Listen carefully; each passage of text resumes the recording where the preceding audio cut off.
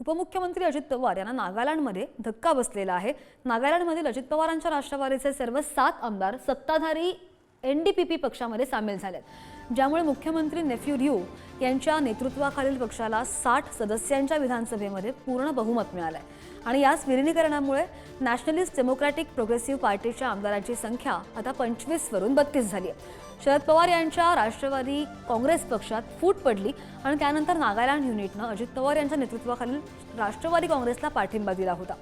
2023च्या विधानसभा निवडणुकीमध्ये एनडीपीपी आणि त्यांचा मित्रपक्ष भाजपानंतर राष्ट्रवादी काँग्रेस राज्यामधील सर्वात मोठा तिसरा पक्ष म्हणून उदयास आला आणि त्यांनी 12 जागा जिंकल्या।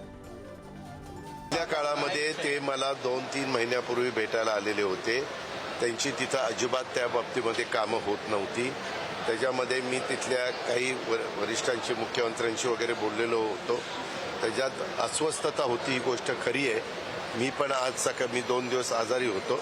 आज सकाळीच मी ह्या कार्यक्रमाला पहिला आलोय। आता मी त्याच्याबद्दलची अधिकची माहिती घेतो।